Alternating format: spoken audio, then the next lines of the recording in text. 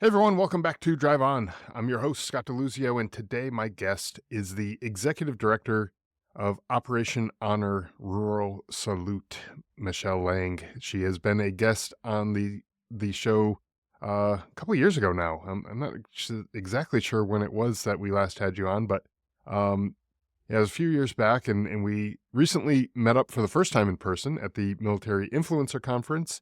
That was a couple months ago, and I wanted to have her back on the show to discuss her recent work. And basically, Michelle, alongside her husband Chris, founded Operation Honor Rural Salute to guide veterans in small towns to the essential resources that are sometimes difficult to access from remote areas. And so we're going to talk about that, and the type of stuff that they're focusing on now and the challenges that veterans face in those kind of more remote areas. So before we get into that, Michelle, wanted to welcome you to the show again, and thanks for being here. Yeah, thanks for having me. I appreciate it. Yeah, you bet. Um, so let's kind of take it back a little bit, to kind of what prompted you guys to start the organization, and kind of maybe weave in some of your personal experiences and how all of that kind of played into kind of your desire to put this organization together. Yeah, so we started what was Veteran Help Point back in 2021.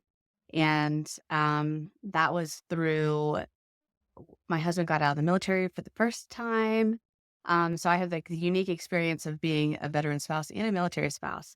When he got out of the military the first time in 2019, we moved back to Pennsylvania, and it wasn't near, a large military installation. So he needed some mental health care. That the VA that he went to seek out mental health care actually denied him care, which happens at place to place. Everything is varies upon location, and we just got a bad location. Um, and anyway, that started his spiral. I tried to find help for him, got him in with a therapist that had no military experience, couldn't relate to the veteran experience, nothing, which actually made the situation worse. At the same time, we're trying to find our neighbor, a Vietnam veteran, housing because he was being evicted from his house. And I mean, like, my life was out of control. I thought my marriage was going to end. I thought he might take his life. It was nuts. So anyway, we got back on the right track through a lot of work and therapy and just pure stubbornness and determination. But he was reserves. He ended up deploying because he signed up for a deployment without telling me because we were super good. Um, uh, so he deployed during COVID, which was super fun in itself. I started talking to other spouses about this and just like sharing my experience because I don't mind talking about it. And people were like, yeah, we had the same experience. And some of them were my friends. I'm like, why didn't you tell me about this whenever you Mhm. transitioned out? And they're like, well, we felt dumb. And it's like, well, you shouldn't feel dumb. Obviously, a lot of people are having trouble with the transition, but there's 44,000 nonprofits out there for veterans. Why can't we find them in the time that we need them? And of course, like the larger ones are bogged down. You're going through calls and blah, blah, blah. So we decided he started doing the reserves full time, so active duty. Now we're down here, North Carolina, Fort Bragg, Liberty. And that's whenever we decided to start Veteran Help Point by just accumulating these smaller nonprofits that are doing good work and putting them in a database that people can easily get to and see no matter where they are. That has changed since 2021. Now we focus more on rural areas, well, only on rural areas and rural veterans and their families. So, same idea, but we've just laser focused on this one category of veterans. I I like how you guys kind of pivoted and shifted your focus to those veterans who are not in the major cities. They're out in those rural areas, and like you were saying, in your own experience with your husband and some of your friends and people that you knew, these things are not the easiest to find when there's not a whole heck of a lot around you to begin with. Never mind, um, mental health care or even, physical health or other things like that. But to your point, there's thousands of nonprofits out there. So even if the VA facilities that are nearest to you are, 100 plus miles away, um, well, there's still other organizations that are out there. Um, but a lot of times I found just through the work that I do, it probably feels like drinking from a fire hose if you're to go and find all the resources that are available to you. And so it's a lot of information all at once, and you only may need like one or two different organizations that you might need to talk to. But how do you find them, and where is that information? And so this collection of organizations, this database that you have, is got to be a lifesaver to some of these people, right? Yeah, sometimes people don't even realize that there's help. Like, they just don't even think there's help for me.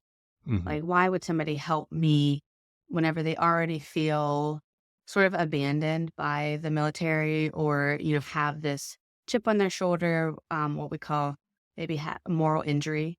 So like, why would somebody help me? So that even prevents them from looking for that. And then where do you find them? I mean, Google isn't just like bringing up wonderful suggestions for you. Well, and people who are listening may say, well, just Google it and figure it out, right? And that should be easy enough, right? But Google's going to give you information, but it may not be good information. They may give you, information about a resource that's out there in your area, but not all of these organizations are created equally. Some of them are really great, and some of them are terrible. And so you may find that terrible one, and then to your point, that moral injury or the, nobody cares enough to help me, that kind of mindset is just going to get reinforced through that interaction with a terrible organization, with people who maybe are just in it for the money, or, whatever it is that they're in it for. Maybe they're not in it for the right reasons.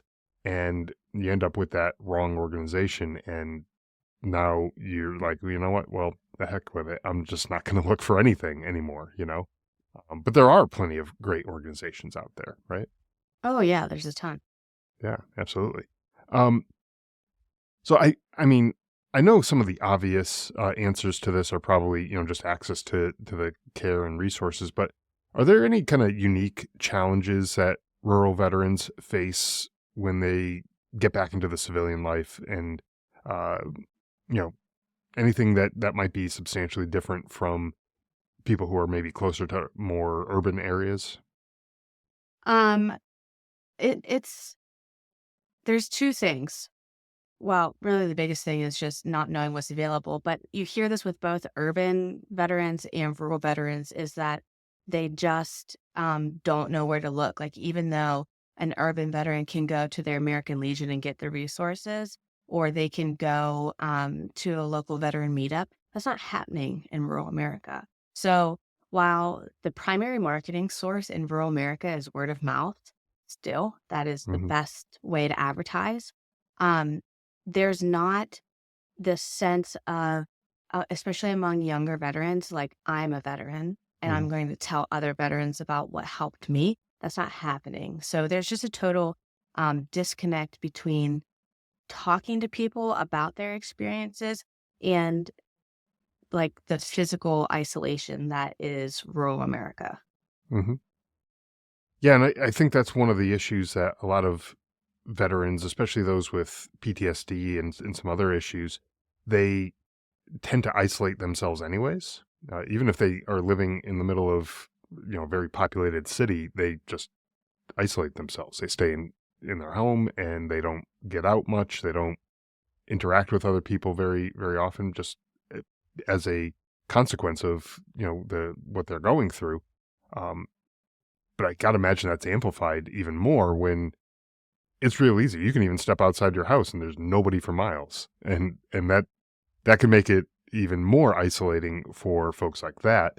And not knowing that there are even people available to talk to. And I don't even mean professionally, just, groups of, veterans who might get together and just hang out and talk, I don't want to Yeah. say, American Legion or VFW style. I mean, although there's nothing wrong with that type of thing, but, um, just there might be groups of people who, I don't know, if you like running, there might be a veteran running group that's kind of in your area. You might have to drive a little to get there or whatever, but there might be things like that where you can find these people. But if you don't even know that something like this exists, like what do you even search for? It's like that unknown kind of thing, right? Yeah. You don't know what you don't know. Right. Exactly. Um, so what is So Operation Honor Rural Salute, again, is the name of the organization. What is the approach to getting your service and what you guys do in front of those folks who are living in rural America in those kind of more remote areas? Because I know you said word of mouth is huge with those people. I mean, with anybody really, but um, especially in those rural areas. What is your approach for getting in front of those people?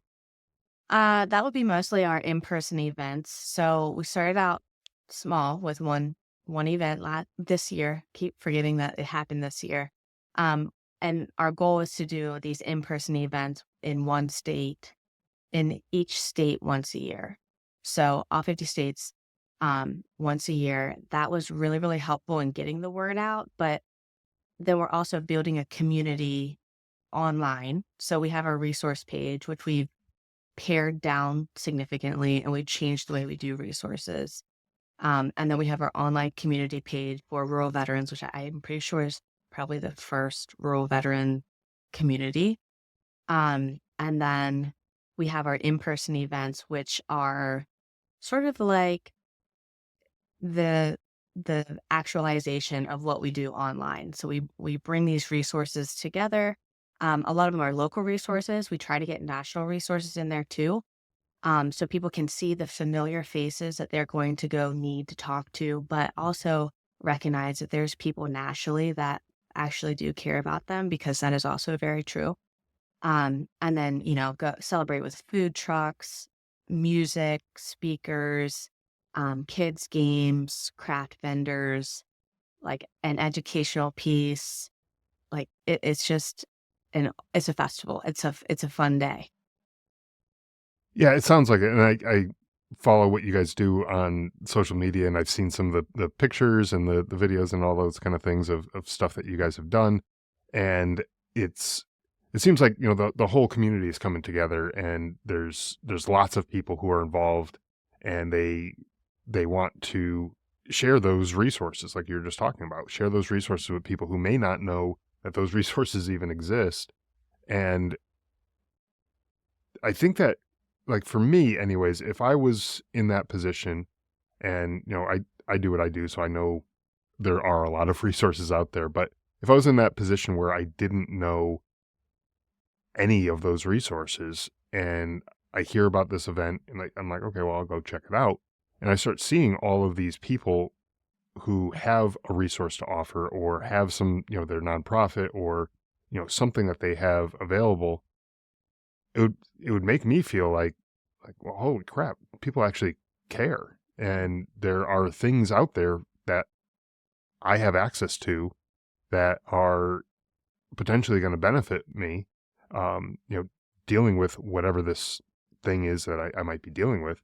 Um, that's got to feel good to finally realize that those things are available, right?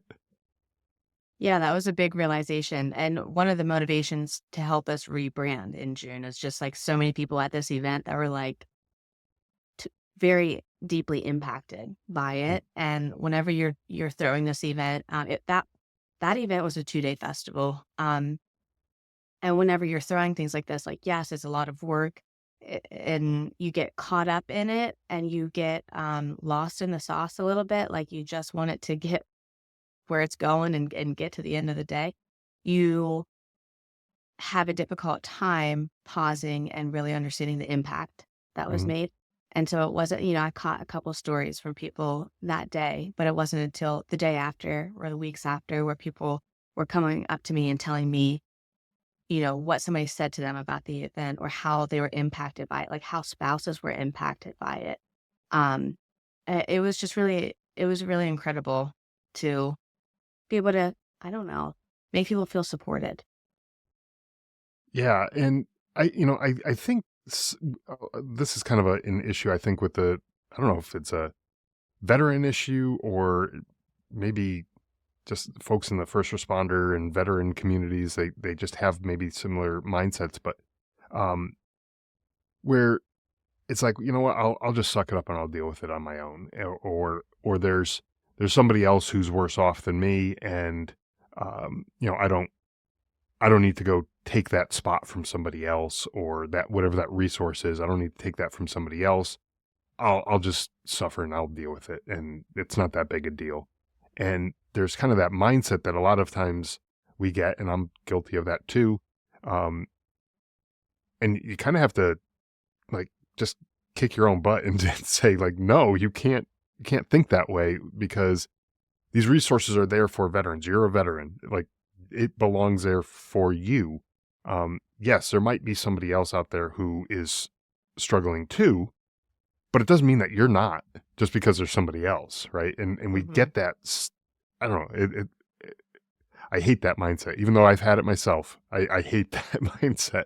I know it's a tough one, but then think about how amplified that is within the rural community because Right. they are, I mean, historically even more stubborn because they are, whenever you're, especially if you're working with the land, whenever you work with the land, like you're at the mercy of the weather, you're at the Hmm. mercy of the elements. And it doesn't matter. My parents always just say to me, my mom, doesn't matter, Michelle. It doesn't matter if you're sick or not. The cows still need milked. Like get at which I didn't even live on a farm. My parents moved off the dairy farm when I was born, but um, it didn't matter. The animals still need fed. They still need water. The cows still need milked. The fields still need plowed. It doesn't. You don't have time to take care of yourself. And um, I lived that my whole life, and it is. They are the most stubborn people I've ever met, but the most giving and loving. And it doesn't matter if they don't like you or not. Hmm. If you're their neighbor and you broke your leg or you had cancer or something like that, they're coming over and they're going to bring you a casserole dish. They're going to make sure you're fed. They're going to make sure things are taken care of for you. Sure. And I see that over and over again in rural communities, but it's it's not until people have those catastrophic things happen to them where they need to stop and take care of themselves. So how can we figure out how to make it more accessible to get this help and take care of yourself? Yeah, absolutely. And I think, kind of the events that you guys are doing now, that you're starting to do and getting out, around the country, and sharing these resources with people, is going to be a great way to get this in front of people, because to your point that you were talking about earlier, the rural community relies on that word of mouth, in person communication, that type of thing. It's um, very much a uh, just the way things are done, I suppose. And so when you have those in person events, they can actually meet these people and say, okay, well, all right, these people are legit. I like how they work, and whatever. So those things I think are going to be great opportunities for those rural veterans to connect with the resources that do go to these things. You mentioned a couple stories from the last event that you had, that you heard about, from whether it was from a spouse or from other people that you got to kind of reflect on. Any that come to mind that you'd like to share? I think the first thing that really made me pause was, I mean, whenever you are in this, in this space, in this veteran space, military space, you get so used to knowing what is out there, so it almost doesn't seem too novel, right? Hmm. And that day I had 3 Vietnam veterans, um, tell either myself or one of my volunteers that this was the first time that they felt seen and supported since they came home. And that, like, I had one guy that, such a sweet family, he had to walk away from me because he was in tears, and of course, he don't want to see me. He didn't want to see him cry. But um, boy, it just Vietnam veterans have a really special place in my heart because it's people almost my generation, I think, and younger especially, don't know what they went through when they came home by their own, you know, sit by their own neighbors. And so that was really that struck me. That really hurt my heart. But I was so happy that we could do that for them. And then we had a panel. It's called a Freedom First Speaker panel. We had a couple people up there. Just talking about what freedom meant to them. We had my friend Steve Nisbet, Marty Scoglin, and Jenna Carlton came and did a panel for us. And they were very candid. I knew they would be. Um, and the people there in that room, it was really interesting to see civilians connect with their stories and understand a little bit more what that military experience is like for not only them, but for spouses. Because I know Marty and Steve talked about what it's like for their spouses when they were gone, which was really interesting. And then I had a lady that was there who she posted on Facebook one day, that was really the first time that I heard her spouse speak about his experiences. And he spoke in front of everybody.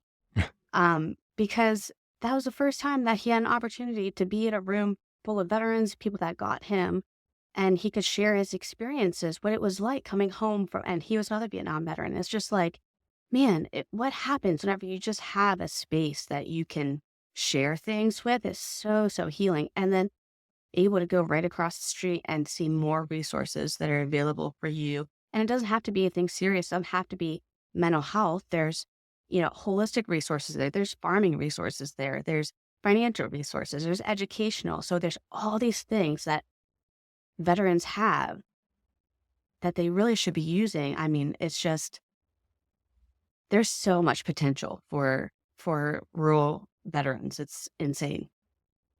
There's a lot of stuff, and I was kind of just doing a little bit of poking around just to see some of the stuff out there. And you're right, there's so many resources available to rural folks, not including the national resource that's kind of available to everybody, but there's some, like, very local things that are available to people, and it's pretty awesome to find those types of things. And to your point with the Vietnam veterans, to actually have them feel like they are being seen for the first time is way long overdue.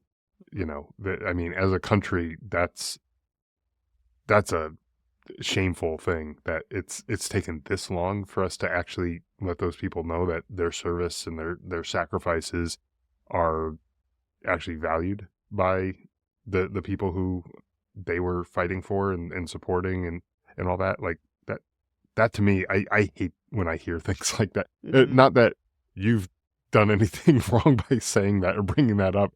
It's just, it just irks me when it's like, man, the people back then just did so wrong by these people. And it's finally taken all these years for us to finally be like, hey, we support you. We appreciate your service. And, we want to, provide you with resources and benefits and all that type of stuff.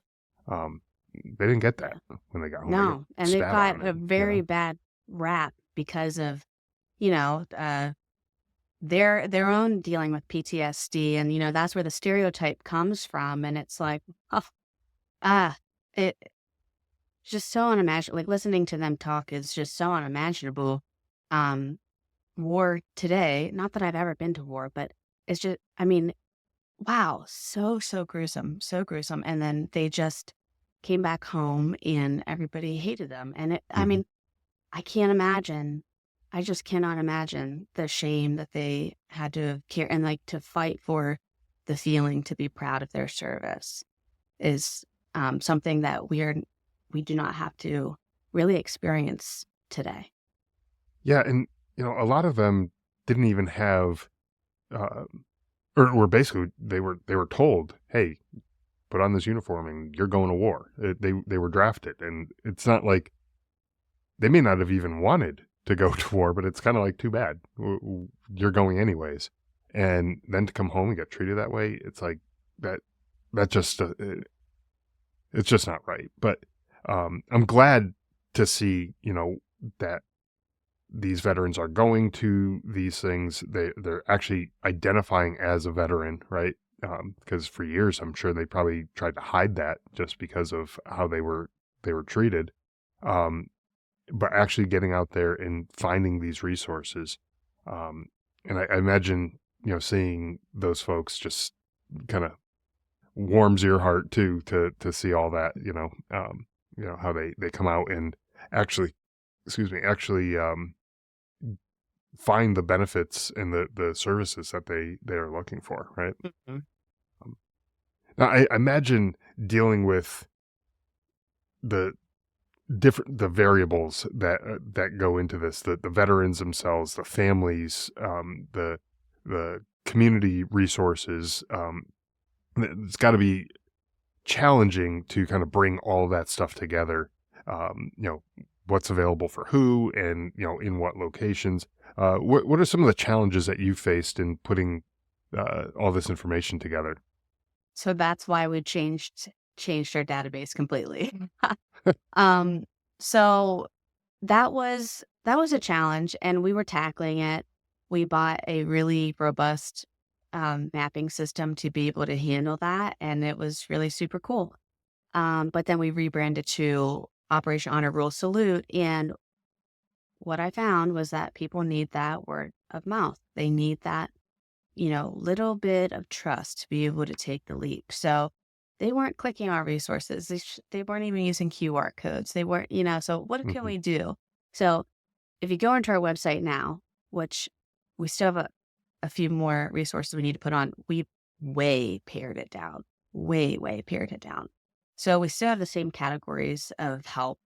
Um, but what we've done now is have these, because I'm very particular about the resources that go on there. They can serve rural veterans no matter where they're at. So these are virtual resources, most likely, if they don't have like flagship locations across the Hmm. country. Um, I go to these resources and I say, hey, can you make me a video, 16 and 90-second video, just like this? It doesn't have to be fancy, of you saying who you are, how you serve rural veterans, and where they go to get served by you. Because then that's going to start building that little thread of trust.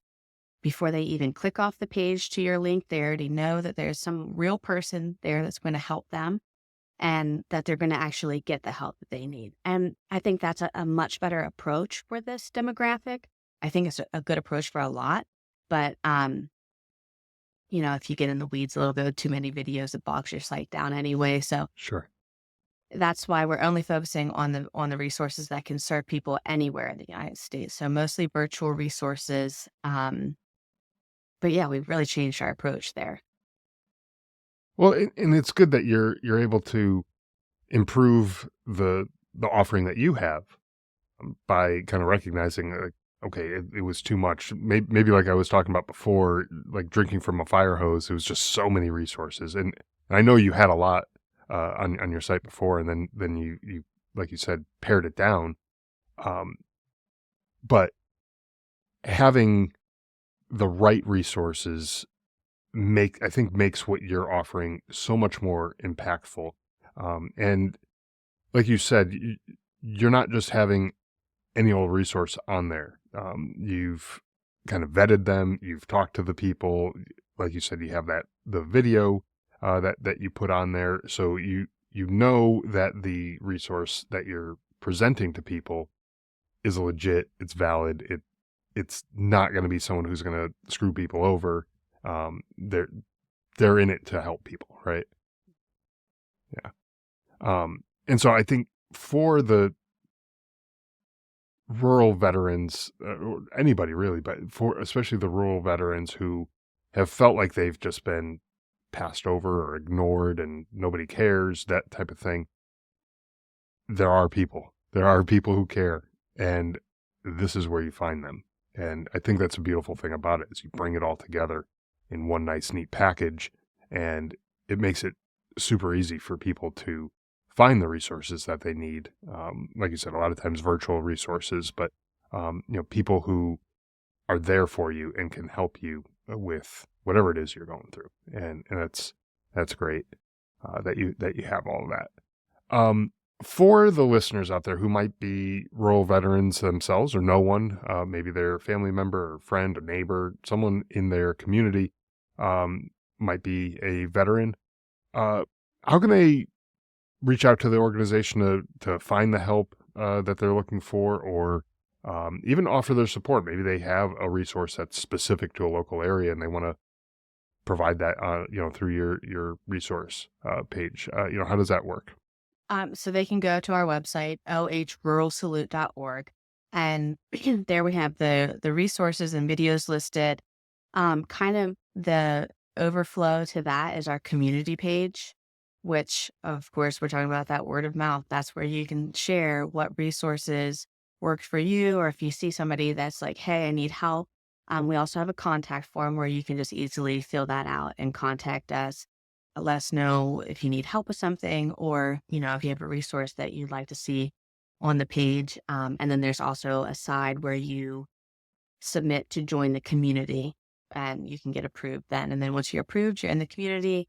Um, Inside the community, there's different groups. So there's the general group, and then there's homesteading, VA loan, and real estate, millennial, rural veterans, um, financial wellness.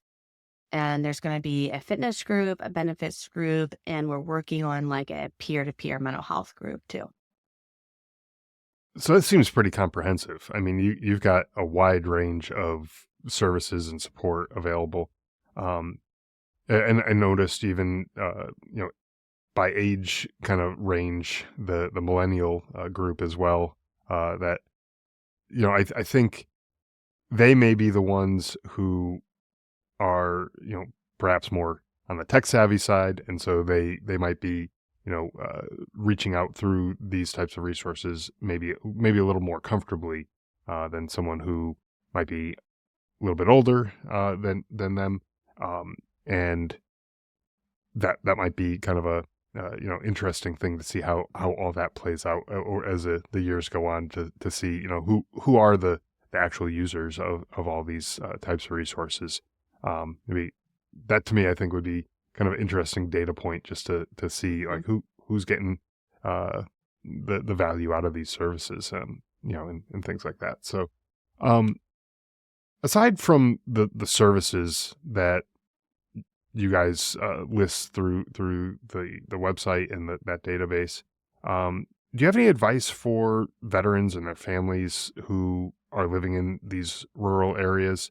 Um, things that they may not realize are available to them, but things that they can do to get some sort of support.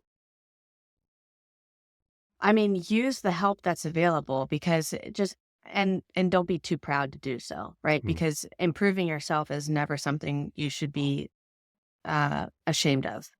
We right. all need to improve, and life doesn't stop lifing, so there's always things that you have to work through.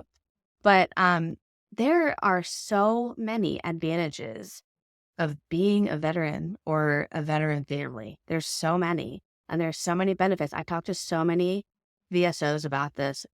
People are not using their benefits.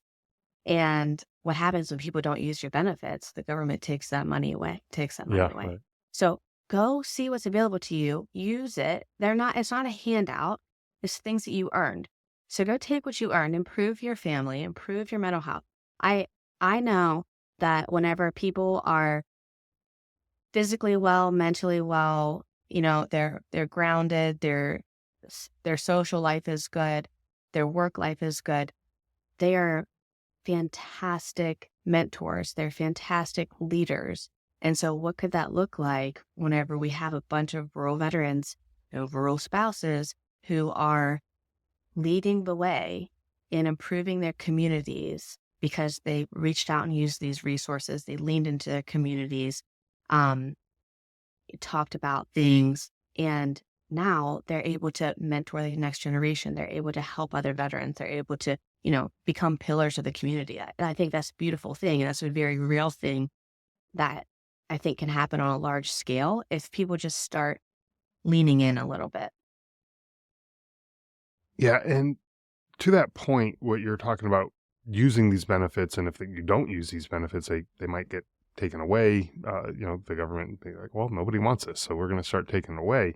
And so that would not only is that hurting you because it's a benefit that you've earned, and I'm talking to the listeners here, right? You've earned certain benefits, and if you're not utilizing them, that's hurting you. But it could hurt other veterans down the line who no longer get access to it. And I think there's there's an article that came out a little while ago.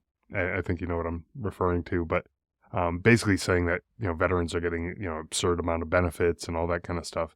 But the veterans aren't using the benefits to the extent that they have available to them. If Hmm. the author of this article only knew how many people are just not taking advantage of these benefits, and I don't mean taking advantage in a bad way, like you're scamming the system or anything, but using the benefits. Maybe that's a better way to put it. The amount of people who are just not using the benefits because they don't want to, like we were saying before, that I don't want to take from somebody else who might need it more than me. They may be, more severely injured than I was, and so they need those benefits, and I'll just suffer and I'll deal with it. Um, there's so many people who are out there like that, not taking advantage of these benefits, and it's actually sad because now there's starting to be people who are like, well, we're giving too many benefits out, and think about the long-term impacts that this is going to end up having on not just the people who have already served, but people who are thinking about it. Maybe a high school kid who's 16, 17, 18 years old who's thinking about joining the military, and they start hearing about people saying, well, we're going to take benefits away from veterans. Well, okay, well, what happens if something happens to me while I'm serving? If I'm this 18-year-old kid who's thinking about going and joining, okay, well, what happens if something happens to me? Now there's no support for me. Like, well, then maybe I don't want to join. And, now you're out of luck because now Hmm. you have a whole population of people who might have otherwise joined, but you're taking those things away and showing that their service is not as valued as maybe we once thought it was. And Yeah. that to me is a terrible thing, right? Yeah. That was an insane article. I mean, just considering, yeah, of course, there's always going to be people that take advantage. Sure. That's the nature of the beast. That's life. That's how it goes. But I mean, uh, just look at what Hunter Seven does, and they are themselves paying out of, that's what their nonprofit is set up for, to pay for veterans cancer treatments because veterans have one of the highest rates of rare cancers, because you're over in these burn pits and all this crap. My husband just joked with me the other day. I forget what I need him to do. Oh, I need him to blow on the kids' food. And people have dark sense of humor. He's like, "You're gonna ask me, a burn pit veteran, to go use my lungs and blow on these kids' food?" I'm like, "Shut! That is so wrong." But I mean, seriously, like, who knows what will happen down the line? Right. And I don't know if we're gonna have to fight for him to get treatment or things like that. People shouldn't have to fight for cancer treatments. And I that's what these stupid journalists are not seeing is like, I mean, you went overseas and now you seriously can't get your treatment paid for by the Right. government. That's insane. Yeah, and it's kind of like a bait and switch kind of thing where it's like, oh yeah, look, we have all these benefits, and yeah, join the military, go fight in these wars and go do all this stuff, and don't worry about it. If something happens, we'll take care of you. And then all of a sudden, but will we really? Right? And it's like that's just that would make me feel pretty awful. And even as this is, I don't know if this is going to be a controversial stance to take on this, but I don't really care. This is kind of my point of view on it. Is so say someone goes overseas, they're deployed, they get killed in action, they come home, they have the funeral, the family's presented with the flag on behalf of a grateful nation.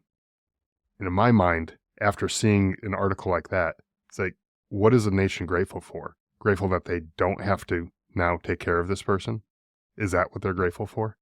Mm. And that's the kind of thing that irks me so much. And so seeing people like that who write those articles, I just gets my blood boiling. I know it's wild, but I mean, yeah, it is interesting. They are considering cutting benefits, but I mean, look, they took away the nice retirement system too that they had. So now everybody has what they went to traditional 401ks, didn't they? hmm I don't I, know. I We luckily, my husband got grandfathered in, so thank goodness. yeah, Um, but I mean, that's just another thing. But active duty is a different beast where it's just like everything's constantly changing 10 years at a time, kind of, and it's right, always 10 years behind. But I mean, on the veteran side, it is, there are so many things for you to take advantage of. And also, active duty usually can take advantage of this stuff too. But like, yeah, you can go and get, your Security Plus certificate, your project management, your whatever IT certificate you want, you got it for free. Just take it. So there's like all these things you can gather up while you're on active duty or um, while you're ETSing, whatever, uh, to be a bigger earner on the outside. If that's the hmm route you want to go, even if it's not something you're super happy doing, it buys you some time yeah, to figure out what you really want to do. And I think like people, as a transition is a whole nother topic, but sure. that's something that people get really bogged down in because it is very overwhelming and you get hit out of left field with all these feelings that you did not expect. Yeah, absolutely.